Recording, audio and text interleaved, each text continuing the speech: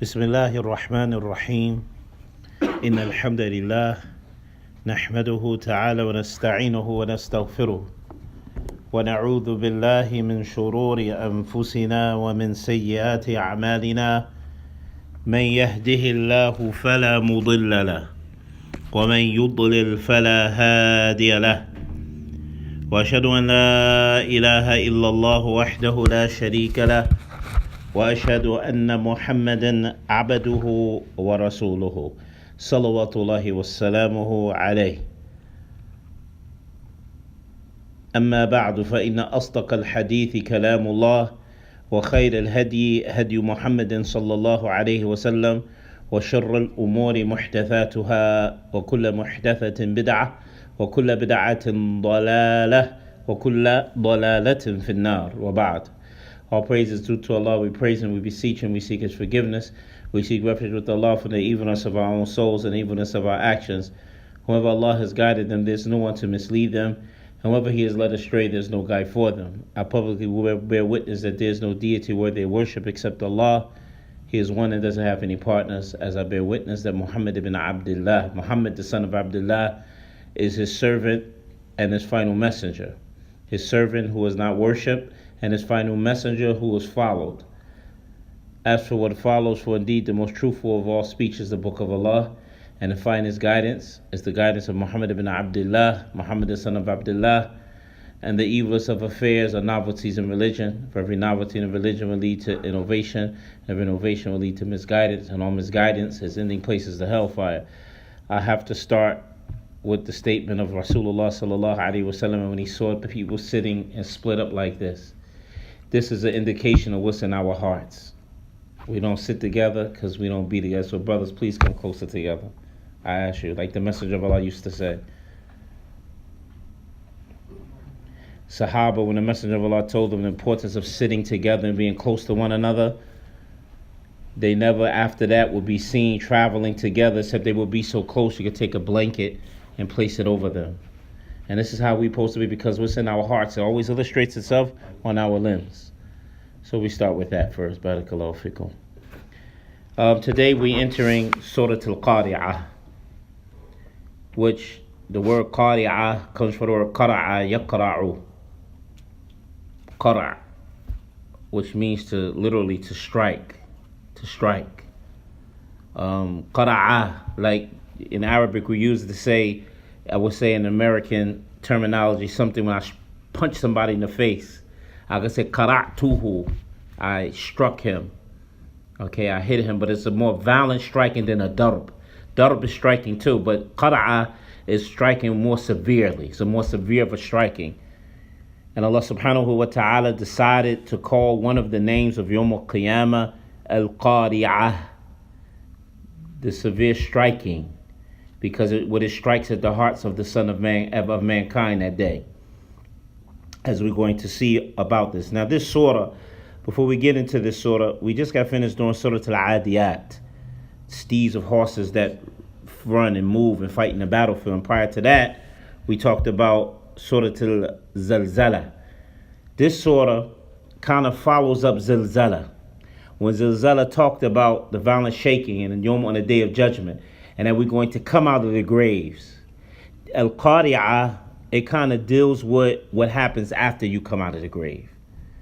Just one stage of what first thing that happens when you first come out of the grave, to go, when we come out of our graves to meet with Allah, to meet with Allah and face our reckoning.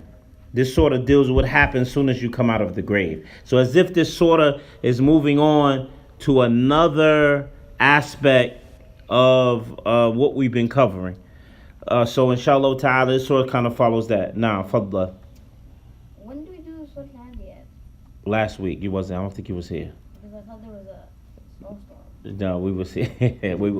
That was the conference. The lecture was canceled for the conference. But when he canceled the conference, because he thought it was a snowstorm, I decided to have my class instead. I still had the class. We covered all of our ideas. But I recorded it, alhamdulillah.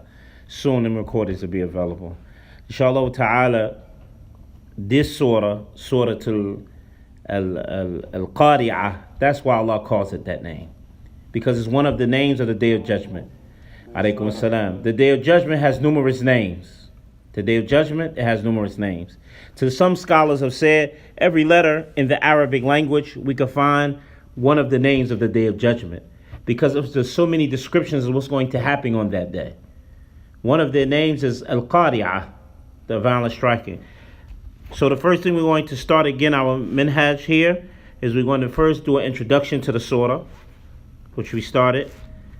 I gave an introduction to the Sheikh's introduction. And then after that, we're going to recite the surah. And then after that, we're going to do the explanation, what Allah for time permits. And then after that explanation, we're going to general meaning of the surah. General meaning of the surah. Then after the general meaning, we will bring what is benefited from that surah. بالعربية يعني أولا نبدأ بمقدمة السورة. We will start with the beginning of the surah. يعني ما بين يدي سورة القارعة. ثم يلي ذلك قراءة السورة. ثم تلي ذلك التفسير يعني تفسيرها. ثم يلي ذلك المعنى إجمالي. ثم يلي ذلك ما يستفاد منها. I just repeated what I said in English. Arabic is so much simpler to speak than in English. Allahu Akbar.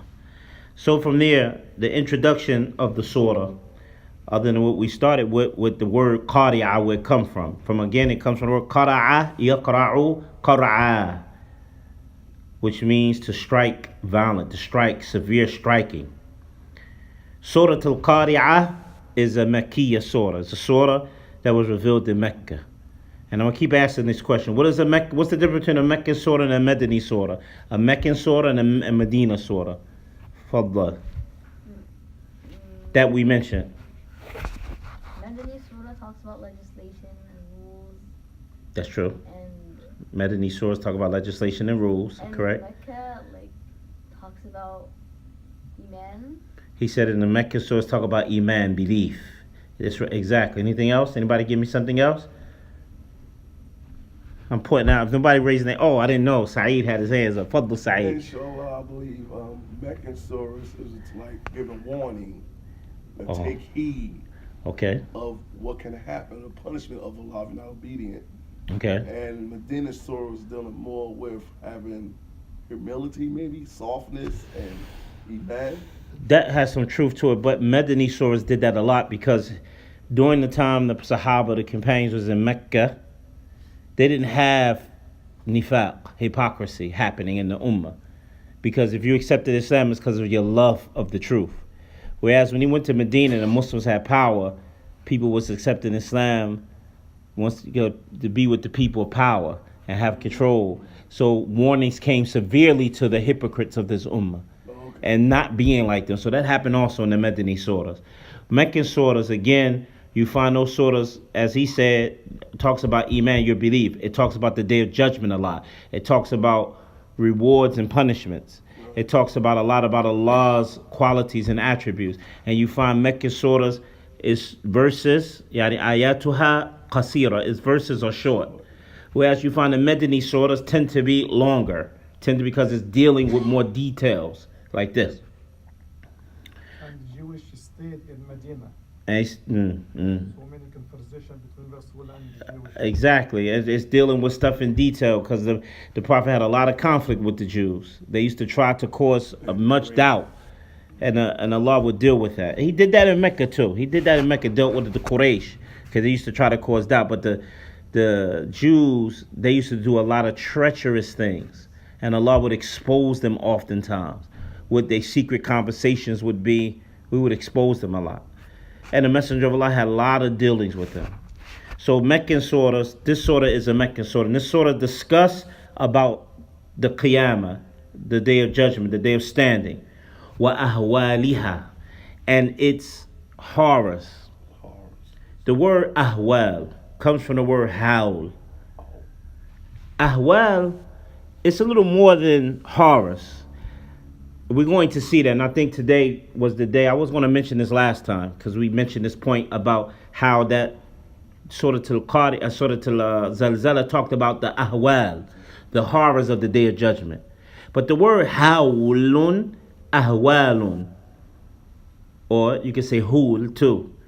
That this word in Arabic is a little deeper than that. This word talks, one of the things that strikes fear in the heart, and everyone can relate to this, especially if you experience this, is when you're in a situation, ahwal, a situation that you magnify it. It becomes very important to you because you're getting involved in something that you don't know what's going to happen. Like when you're in a dangerous situation and you don't know, like for example, if an individual, like we was in the area and you had no way of getting away, and you know there's a possibility you can get shot or you could be harmed, hey, but you don't know where the harm coming from and how the harm is going to be played out. Now your situation become more real. Whatever's happening in your life become more serious. You're thinking about your kids. You're thinking about your life. You're thinking about this. Things become ta'ween, magnification, start to take place. Okay, because of the unknownness of the affair. This is ahwal, and this state of ahwal of hawl will take place on its greatest level on a day of judgment, as we're going to see. So this sort of discuss about those horrors to that degree. The akhirah, the hereafter, and the severities. وَمَا يَكُونُ فِيهَا مِنْ أَحْدَاثٍ وَأَهْوَالٍ عِظَامٍ, and what will take place in that day of situations, occurrences, and tremendous horrors that strike at the heart in the manner we explained.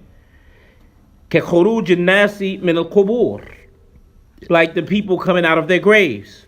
وَانْتِشَارِهِمْ فِي ذَلِكَ يَوْمِ الرَّهِيبِ, and them spreading out on that fearful day. This surah said كالفراش, which is المتطير المنتشر هنا وهناك يجيئون ويذهبون على غير نظام من شدة حيرتهم وفزعهم في ذلك اليوم العصيب. The Sheikh says in his introduction, he says Allah describes that the people will be like firash, what we call it in English, like moths that are scattered, like scattered moths. Okay, which is reason why they're being called this, given that example, because the people will be spread out here and there, and they will roam about sporadically with no order, in disarray. They will come and go with no system in their movements. They're just afraid because they don't know what's going to happen. They just know this is a horrible day. So they will just be moving about. Could you imagine? You just they bumping into each other. Just like you see moths when they fly and something make them scatter. They bump and fly into each other. This is what we will be doing on the day of judgment. Bumping into each other. Boom. Not even paying attention to the person. You don't even know who you bumped into. You won't even care who you bumped into. So Allah Ta'ala is giving this example because that's the state of mind because of the horrors. You don't know, you magnify the situation you're in, you made it serious, but yet you don't know what horrors is going to happen to you. But you know if it's happening, it's horrific. It's going to be horrific.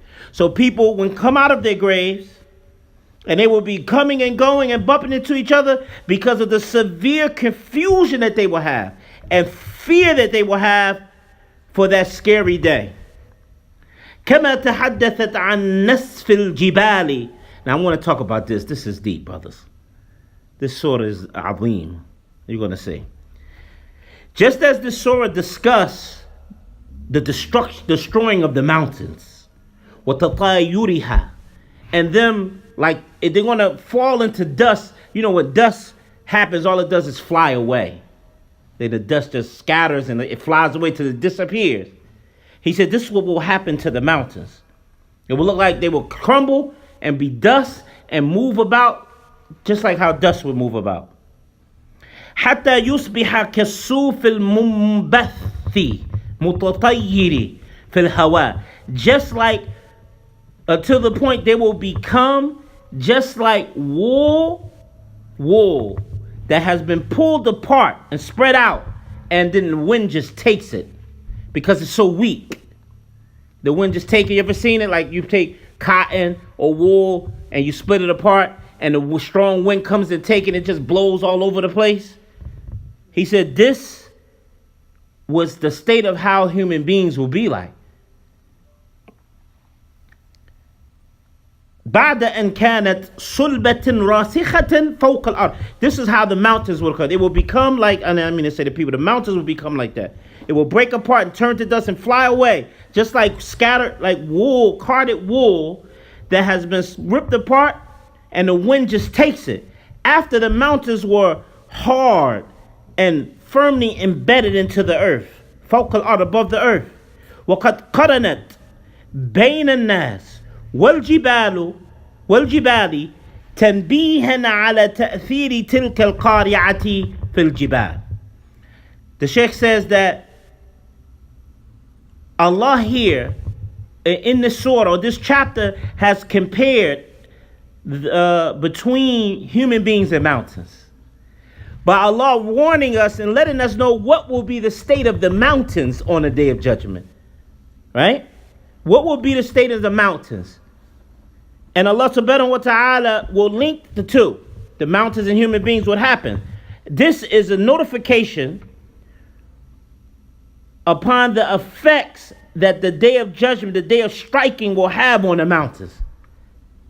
That's why it's called Al-Qari'ah, as if he struck the mountain and just falls into dust. That's how violent the earth will be shaking. Until it becomes like Kasuf al-Mandufi, till it becomes like wool that you put your fingers in and you pull apart. You know, if you take wool and you pull it apart, that's how the mountains will come apart. فَكَيْفَ يَكُونُ حَالَ الْبَشَرِ فِي ذَلِكَ يَوْمٍ عَسِيرٍ. If that's going to be the case for the mountains, what is the state of the human being who's weaker than the mountain? That's why Allah mentions this. وختمت السورة الكريمة بذكر الموازين التي توزن بها الأعمال الناس. He says that then the surah ends, the noble chapter ends with mentioning the scales in which will be weighed in them the deeds of people.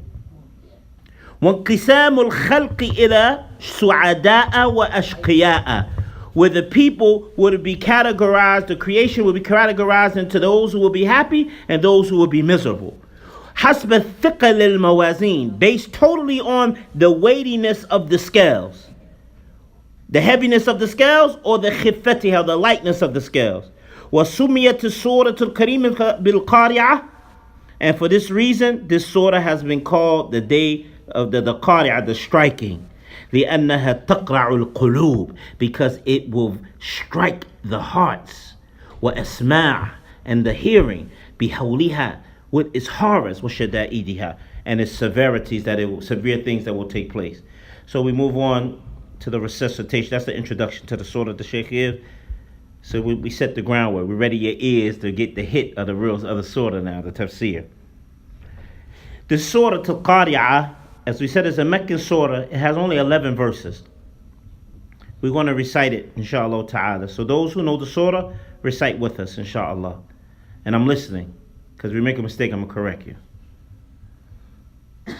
أعوذ بالله من الشيطان الرجيم.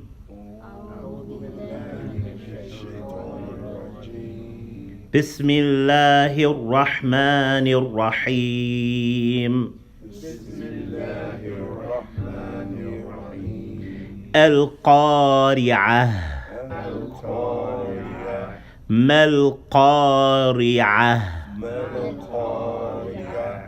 وما أدراك ما القارعة.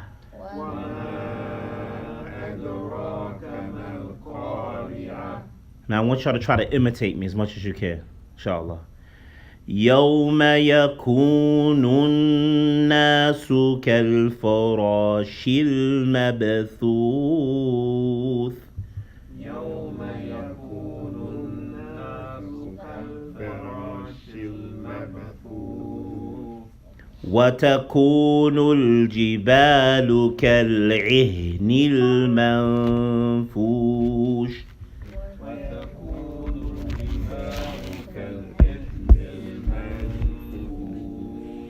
فأما من ثقلت موازينه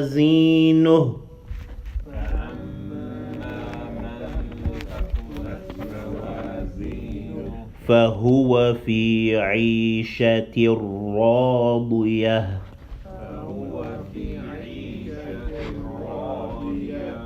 وأما من خفت موازينه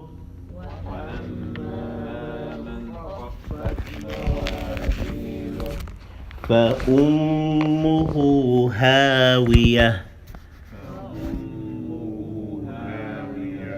فأمه هاوية. The who here, فأمه, it's a little longer, the 2 count. Who, like that. فأمه هاوية وما أدراك ما هي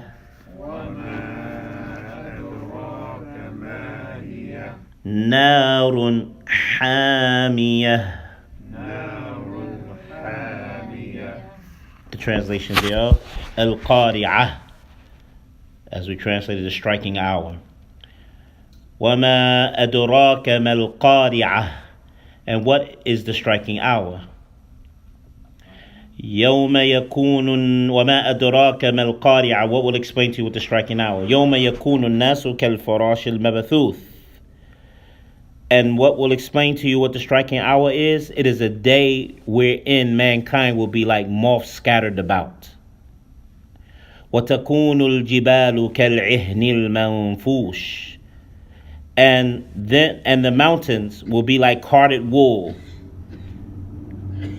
فَأَمَّا مَنْ ثَقُلَتْ مَوَازِينُهُ, then as for him whose balance of good deeds will be heavy, فَهُوَ فِي عِيشَةٍ رَاضِيَةٍ, this person will live in a pleasant life, will live a pleasant life in paradise. وَأَمَّا مَنْ خَافَتْ مَوَازِينُهُ, فَأَمَّا مَنْ خَفَّتْ مَوَازِينُهُ, as for he who will have his home, but as for him whose balance of good deeds will be light, فَأُمُّهُ هَاوِيَةٌ, he will have his home in the Hawiyah, which is the pit of hell. Hawiyah is another name for the hellfire. Okay? وَمَا أَدْرَاكَ مَا هِيَ, and what will explain to you what it is? نَارٌ حَامِيَةٌ, it is a fiercely blazing fire. But that is the surah, the recitation and translation thereof. Barakallahu fikum. This surah, now we will talk about the tafsir, the explanation of these verses, which we're going to come from Tafseer al-Baghawi and Tafsir Fath al-Qadir of Imam al-Shawkani, and we will quote some from al-Tabari Tafsir too, inshaAllah ta'ala, and al-Suyuti and his Durr, and other than him.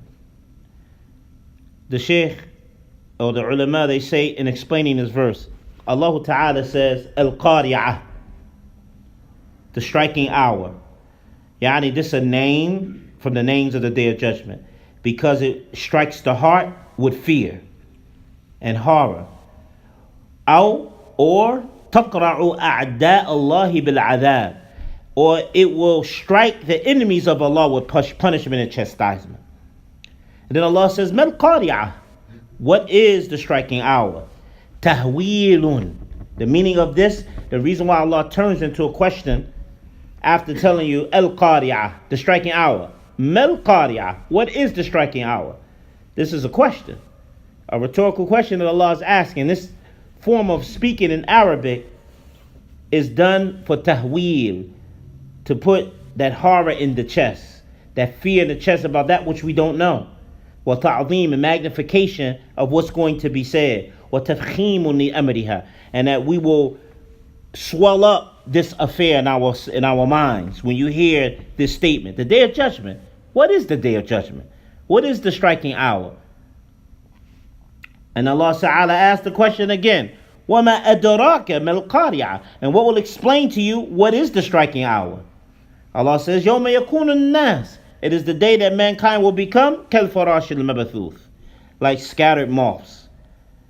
And farash, the Shaykh says here, is الطير التي تراها تتهافت في النار. It is those flying things we call moths in English that flies, and when it flies in a manner that it flies into a fire. Like when you kindle a fire, you see moths, you see, I don't know what you call those other type of bugs that fly, that we, especially for us, we don't light a fire. We got electricity. But when you go to the gas station and you see it in the summertime, that light, when it's lighted, those bunch of bugs flying around that light. In the past, so the bugs got a little rahmah from us by using electricity. But in the past, it was fire. So they would fly into that fire and just die.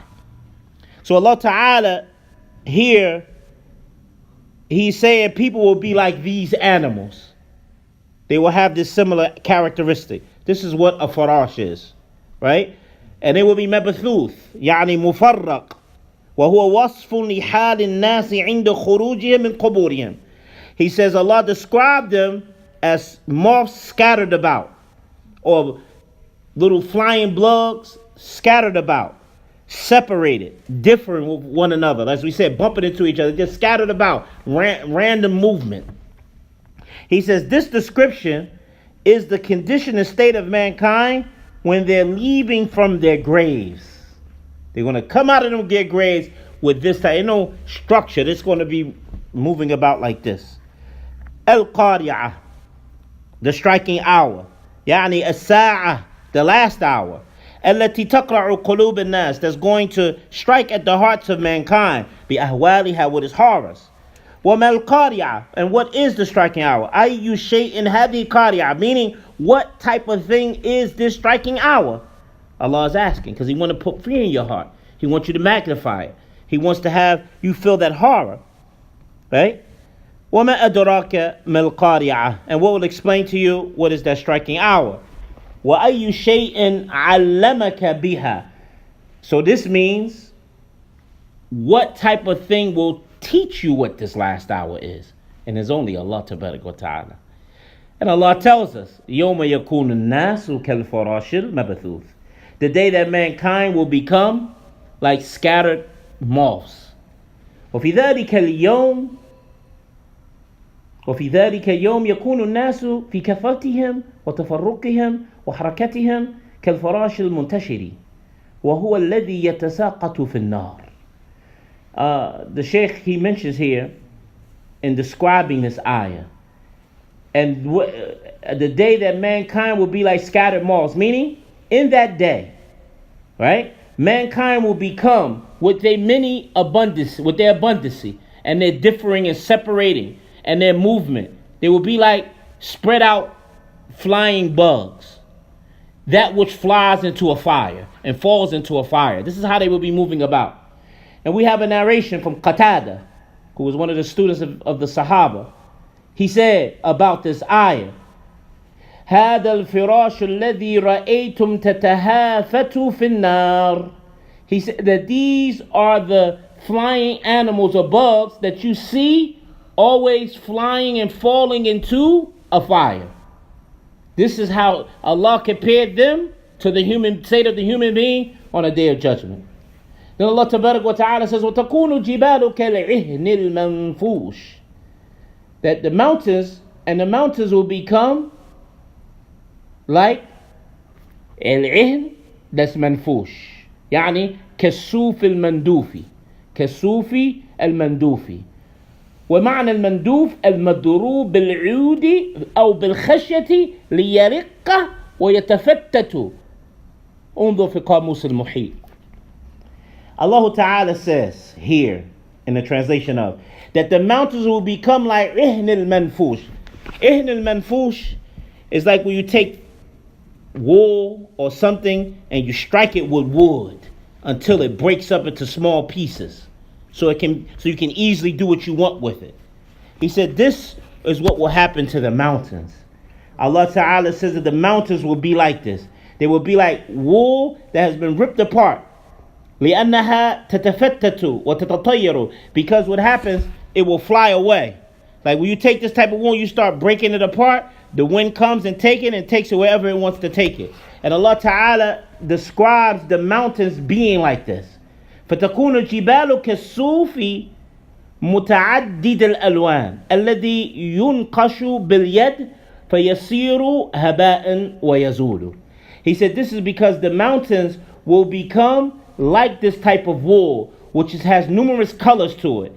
That which, when it has been pulled apart by the hands, by human hands, it becomes like habat, like dust, and it ceases to be present because the wind takes it.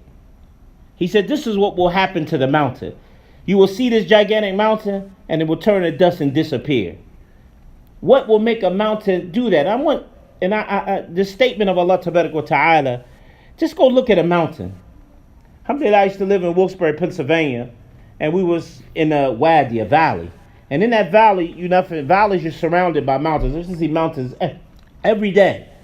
And we can't even capitulate a mountain falling to dust. I mean, just think about that for a minute. Imagine a mountain just falling down and turning to dust and scattered and disappear. And the whole what you see is all leveled ground. We can't even imagine that. That's something that you could try to imagine it, but you really can't capitulate that reality because it's something that we've never, ever experienced. And Allah Ta'ala, after describing this type of horror that will take place, He says, فَأَمَّا مَنْ ثَقُلَتْ مَوَازِينُ. As for the one whose scales are heavy, يعني فَأَمَّا مَنْ رَجَحَتْ حَسَنَاتُ, which really means, as for he who good deeds they be prepondering, meaning they weigh more than his evil deeds. What's his case? Allah says, فَهُوَ فِي عِيشَةٍ رَاضِيَةٍ. This individual will have a pleasant life in paradise. يعني فهو في حياة في عيشة مرضية في الجنة. Meaning this person will have a lifestyle that is happy and pleasurable in the paradise. فأما من خفت موازينه. As for he whose خفت موازينه, his scales are light. يعني وأما من رجحت سيئاته وخفت موازين حسناته ورجحت موازين سيئاته فمأواه النار وبئس القرار. The Sheikh says, as for the one, what this means, as for the one whose evil deeds are more preponderant and his good deeds are lightened, and his evil deeds are more preponderant, his scale of evil deeds are more preponderant, the weight of his evil deeds are more preponderant, then his abode will be the hellfire.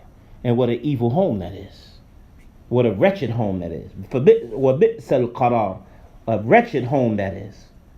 Place of settlement. And Allah Ta'ala described this person's state. فَأُمُّهُ هَاوِيَةٌ. And Allah is calling this literally, his mother will be the Hawiyah.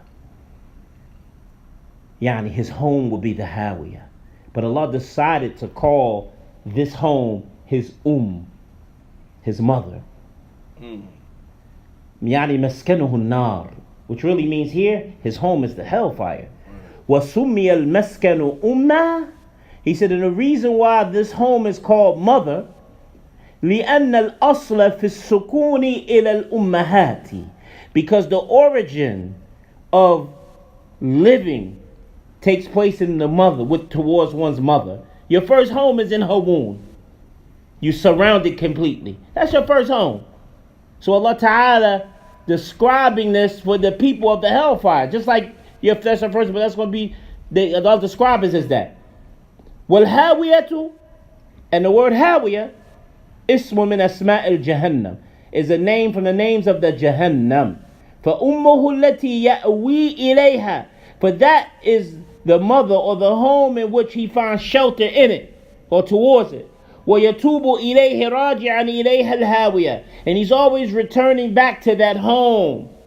He's always, because that's what we do. We return back. And Allah Ta'ala is describing that place as the final abode. Then Allah Ta'ala says, وَمَا أَدْرَاكَ مَا هِيَ. And what will explain to you what that is? يعني وَمَا أَدْرَاكَ يَا مُحَمَّدُ مَا هَذِهِ الْهَاوِيَةِ. And what this literally means, what will explain to you, O Muhammad, what this hawiyah is? So this is istifham. للتهويل والتفخيم والتعظيم. This is nothing more than a rhetorical question that has been placed by Allah to strike fear, for one to extol and magnify, to make tremendous this affair, and place horror in the chest. Well, aslu, the origin of this is وَمَا أَدْرَاكُ مَا هِيَ. What will explain to you what it is? The original word mahia means what will explain what from the word mahia, which is what it is. Well, the hat is being placed here for you to pause. Mahia, yeah, like mahia, but the word is mahia, but it got a hat at the end. Mahia, and in the sound of that, and this is something a person who understands Arabic, when you hear this ha, that quietness make you think. It makes you ponder. Look how Allah chooses a way to end that verse. What will explain to you what it is? You go, ha, the ha, ma hiya. It just leaves you with thought. And then Allah Ta'ala, wa tafsiru ma sabaqa. The explanation of it is what preceded already. Allah said himself and explained it, narun hami, and saying what that thing is, it is the blazing fire. Yani harratun, it is hot. Qad intaha harruha, and it reached the highest level that's possible for heat to reach. Innaha narun qad hamiyat min al-waqudi alayha. He said this is a fire that is kindled because what it is fueled by. What is the hellfire fueled by? Us, human beings and stones. So every time any one of us is placed in it, its heat increases. The heat of the hellfire increases. So that is a severe day, brothers and sisters in Islam. Now we go to the general meaning. Inshallah ta'ala, we try to get that off and bring the general benefits, if y'all be patient with me, inshallah ta'ala. And the general meaning of this verse, Allah says Al-Qari'ah, the striking hour, which is one of the names of, as we said, of the Day of Judgment. And it was named that because of what it strikes in the heart of fear on that day. And then Allah asks us, what is this Qari'ah? And this is a question, a rhetorical question that's being asked because about the striking, the meaning of it, which means which type of thing is this striking hour? And Allah subhanahu wa ta'ala repeats this rhetorical question in 3 verses to magnify the affair of the Qari'ah, the striking hour, to strike fear of it, to magnify its affair in the hearts of the one who hears this, so he can prepare himself for it. And what will explain to you what that striking is of the hour? Then Allah explained that by saying it is the day mankind will be like scattered moths. So Allah Tabarak wa Ta'ala shabbaha an-nas 'inda al-ba'thi bil-farash, that he gave a similitude of mankind at the time of resurrection to that of moths. فانتشارهم, and they're spreading about. وتفرقهم, and them splitting up. وذهابهم ومجيئهم, and them coming and going. وحيرتهم, and their confusion. مما هم فيه, because of that which they are upon. ثم شبه الجبال بكالسوف المنفوش, and Allah went and gave the similitude of the mountains to that of carded wool. في خفة سيرها, because of the lightness of it, how it's easily taken away. And that's what will happen to the mountains. حتى تستوي مع الأرض, until the mountains become even leveled with the rest of the earth. ثم ذكر الله ما يكون بعد ذلك. And after that, Allah, He mentions what will occur. من وزن الأعمال, to your deeds being weighed. فمن ثقلت موازين الأعماله وجحت حسناته على سيئاته فهو في عيش مرضيا يرضاه صاحبه في الجنة. He said, then Allah Ta'ala follows that. We're talking about what will occur after that, which is the weighing of the deeds. For whoever weight of his good deeds is heavy, whereas his good deeds outweighs his bad deeds, then he is upon a pleasurable lifestyle, that the one who possesses this will rejoice in it, in the paradise. وَعَلَى عَكْسِهِ, and what's opposite of that, مَنْ خَفَّتْ موازين وأعماله, is the one who his weight of his deeds will be lightened. وَرَجَحَتْ سَيِّئَاتُ, and his evil deeds will be heavy. على حسنات, over his good deeds, heavier, way more than. more prepondering than his good deeds. فَسَكَنَهُ النَّارِ. His home, or his place will be his residing place is the hellfire. وَيُسَمَّى الْمَسْكَنُ أُمَّةً. And Allah named this home as mother. لأن الأصل في السكون يكون إلى أمها, because the origin of living in a place returns back to the mother. وسميت الهاوية بذلك. And this is what the name of for this reason why the hellfire has been called the Hawiyah. It's been named the Hawiyah because that's the home that the people of the hellfire will return to. But بذلك, with this reality. And this is amazing because to me this is a strike at homosexuality. How they say that men and women, it's okay for a man to like a man and a woman to like a woman. And that's not the origin. They let them get married. 2 women can't make a baby. 2 men can't make a baby. But the reality of it is, so they made centers where you could take your seed and place it in this place and they create this baby. Because they want to go against what Allah Ta'ala intended for mankind. Because the reality of it is, you want to anything that come into this earth, it got to come through the belly of a woman. Has to come through the belly of a woman. And then the Shaykh, he ends this general meaning of the surah. He says, لأنه يهوي فيها إلى أسفلها ثم استفهم سبحانه عن الهاوية بتهويل أمرها وفسرها بقوله نار حامية شديدة الحرارة قوية اللهب. Allahu Akbar. He says this is because like the hellfire has been named Hawiyah, because this word Hawiyah comes from the word Hawa Yahwi, which means to go down, like if I descend Yahwi, or to fall Hawa Yahwi. This has 2 meanings. You got Hawa Yahwa, which means whims and desires, but Hawa Yahwi means to fall down or to go down, right? He's saying this is the name that Allah called the hellfire, Al-Hawiyah, from the word Hawa, Yahwi. Okay? Because that's what happens in the hellfire. Because in it, the person will go down in the fire to the lowest depths. And then after that, Allah mentions another rhetorical question about what is that Hawiyah. So again, to strike fear, to magnify its affair. And then he explained it by saying it is the fire, the blazing fire, yani shadidatul harara, that has severe heat. The Messenger of Allah said the fire of the hell is 69 degrees hotter than the fire of this world. So taking this fire and multiplying it 69 more times, so that's 70 altogether. The level of heat that's on this earth, and then you're doing the same level 60 more 9 times. That's the fell of the fire of hell. So when we say shadidatul harara, severe heat, this is what it's meant. Qawiyatul lahab. And it has strong kindling. So in other words, when a person is throwing that thing, kindling is amazing. Allah Ta'ala says, كُلَّمَا أُلْقِيَ فِيهَا فَوْجٌ إِذَا أُلْقُوا فِيهَا سَمِعُوا لَهَا شَهِيقًا وَهِيَ تَفُورُ.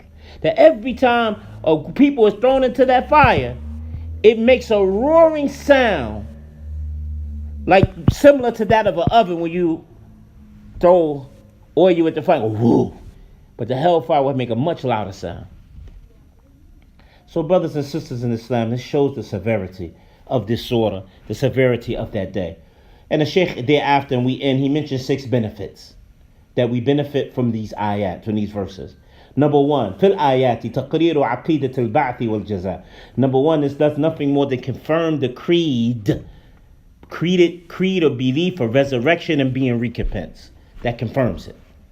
وفيها, number 2, فيها وصف يوم القيامة وما فيه من الأهوال والشدائد والندامة. That in this is a description of the day of judgment and that which is in it of horrors and severe affairs and regret. The regret that people will have. Allah letting you know that now. Number 3, وفي الآيات, in these verses, الإيمان بوزن الأعمال, is having belief that the deed's going to be measured and weighed Yawm al-Qiyamah, on the day of judgment. Number 4, Fourth benefit. وفي الآيات, in these verses, أن السعيد من ثقلت موازينه بالحسنات والأعمال الصالحات. He said that the happy person, in these verses, is that the one who will be truly happy is the one who his weight of his good deeds will be heavy. Will be heavy with good deeds and righteous acts. So in other words, this person now is telling us to get up and move our butts to be righteous and do righteous acts. وفي الآيات, in these verses, أن الشقي من رجحت سيئاته على حسناته. That in these verses is that the miserable person is he whose evil deeds will weigh over and be more preponderating than his good ones. وفي الآيات, number 6, in these verses, تعظيم is magnifying these affairs. وتهويل لأمر النار, magnifying the affair of the hellfire. مع التخويف, along with flinging fear out. منها, from it. نعوذ بالله جل وعلا وهو الرحمن الرحيم من النار. We seek refuge with Allah, the mighty sublime, from the hellfire, the one who is most merciful and most compassionate, that he saves us from the fire, protect us from the hellfire. For that is the end of Tafseer Al-Qari'ah. May Allah Ta'ala help us and protect us from the punishment of the hellfire. But brothers and sisters, imagine if your Islam, this was normally taught, and you hear this more often, because we're at the end of the Quran. If we started at the beginning of the Quran, Allah definitely gets more detail about these affairs. That which increases that fear and that horror. So after you find Allah Ta'ala has talked about these things, right? That Allah Ta'ala talks about these things in great detail in the Quran, and He ends the Quran with closing it with these generalities. Because brothers and sisters, we have to remind ourselves of these things. And one of the things that shows us we are a product of what we put ourselves in front of and look at often. This is what the Quran has been called the dhikr, the reminder. So you can reflect and look in that book and ponder. Because in the world that we live in today, that television is a dhikr. Dhikr nar. It's a reminder of how to go to hellfire. It's a reminder of what not to be like. And we look at it and put it in front of our face every single day. And then we don't understand why our children and why we act the same way the kuffar act. We don't understand it. But it's because you bombard your eyesight with the very people who you ordered to not to be like. When the Salaf, they used to hate to see disbelievers. That they had to look at them. Because of the fear of being influenced by their ways. And so they used to keep their eyes looking at righteousness, looking at people of uprightness and steadfastness, people who's connected to the Quran, so that can influence them. Because believe it or not, all of us influenced by each other. And you influenced by what you put in front of your face the most. And you ask yourself, I'm asking everyone in this room to ask themselves, do I look at television more than I look in the Quran? Do I look at my phone more than I look at the Quran?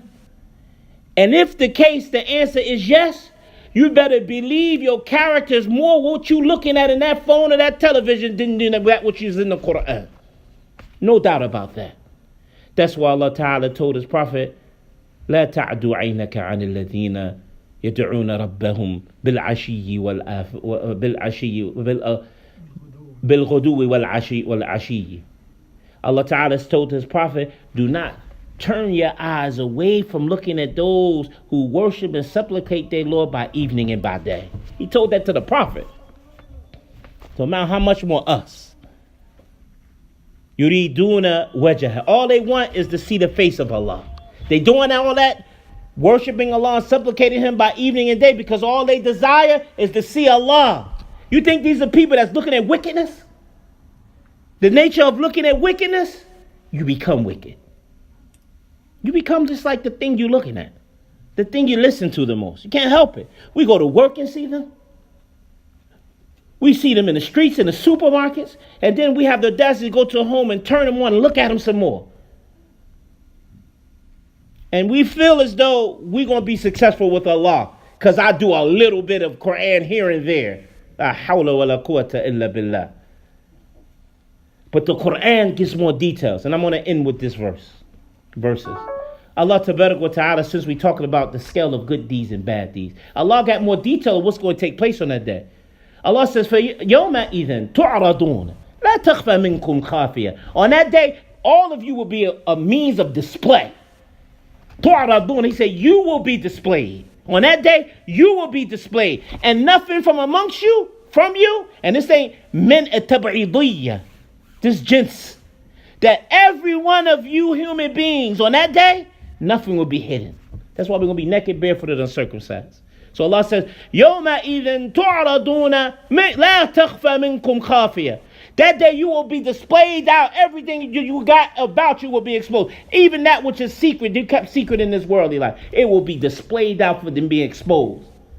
وَأَمَّا مَنْ أُوتِيَ كِتَابَهُ بِيَمِينِهِ. But the one who's given his book in his right hand, he's going to be so happy. He's going to rejoice, man, after living a life of obedience and patience to stay away from what Allah don't want him to do. And he bared that in this life until death do him part. And he's given his good book in his right hand. He's going to be so happy. He's going to say, Ha umuqra'u kitab. He's going to say, everyone around, come look at my book. Come look at my book. Look at my good deed. Come look at it. This is what he's going to say on the day of judgment. Because of his happiness, because of his patience now. It will say, Ha umuqra'u kitabiyya. Everybody, come look at my scale of good deeds. And then what are you going to say? Inni zanantu anni mulaqin hisabiyya. He's going to say, I knew for certain that I was going to meet this day of reckoning. I knew it. That's why I was patient. That's why I was persevering. That's why I stayed obedient and stayed away from disobedience. But many of us, that ain't us. We stay consistent with falsehood and we get what we get. So Allah in the Quran, brothers and sisters, he talks about in more detail what's going to happen that day. More detail. Allah says, فَهُوَ فِي عِيشَةٍ No. إِنِّي ظَنَنْتُ أَنِّي مُلَاقٍ حِسَابِيَ. What's the next verse? Well, yeah, I was right. فَهُوَ فِي عِيشَةٍ رَاضٍ. This person will live a pleasurable life. He will live a pleasurable life.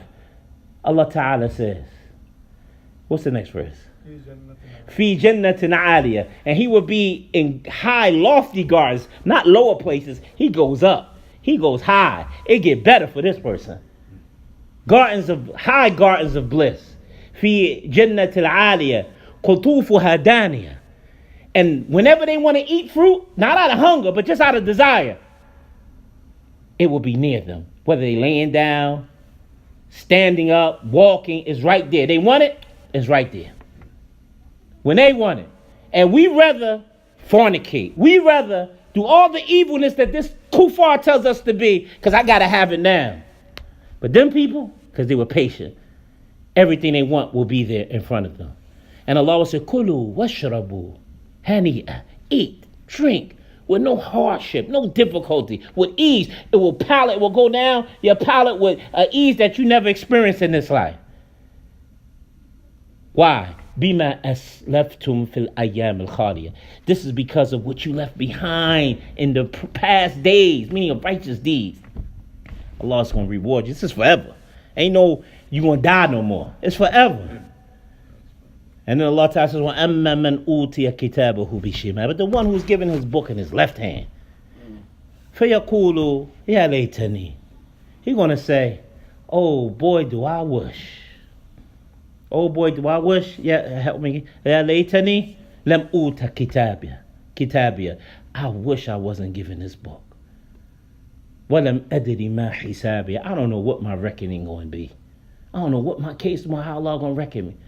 But he knows he's going to hell, but he don't know how bad it's going to be, he means. Ya laytaha kanat al-qadiyah. He said, I wish this day didn't exist at all. So Allah is going to say to this verse. What else? What's the next verse? Ya laytaha kanat al-qadiyah. Ma aghna anni maliya. My wealth ain't helping me at all this day. Halaka anni sultani. And all the free will and authority I had in this life is gone. All the authority, all of it is gone, is destroyed. I can't even do for myself anymore. Right? Halaka anni sultaniya. And then Allah says what He's going to tell the angels to do. Khuduhu. فَغَلُّوهُ. Seize him. Snatch that filthy creation up and feature him. And the Prophet said he will have his hands chained to his neck. Can't even defend himself.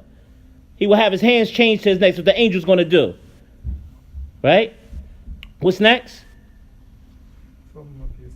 ثم في سلسلة ذرعها يعني طولها ذرعها 70 ذراعا فاسلكوه أعوذ بالله من ذلك. And then Allah will tell the angels, or he will say, then a chain will be brought, which its length is 70 cubits, and a cubic is from your elbow to the tip of your finger. That's 1 cubit. So 1 link is going to be that long. 70 of those links. And Allah Ta'ala will say to that person, to the angels, fasluku, enter it into his anus and pull it out of his mouth.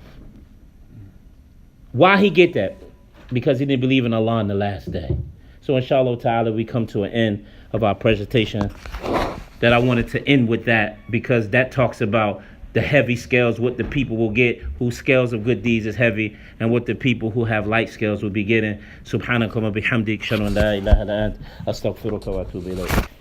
Allahu Akbar, Allahu Akbar, Allahu Akbar, Allahu Akbar. أشهد أن لا إله إلا الله أشهد أن لا إله إلا الله أشهد أن محمدا رسول الله أشهد أن محمدا رسول الله حي على الصلاة حي على الصلاة حي على الفلاح حي على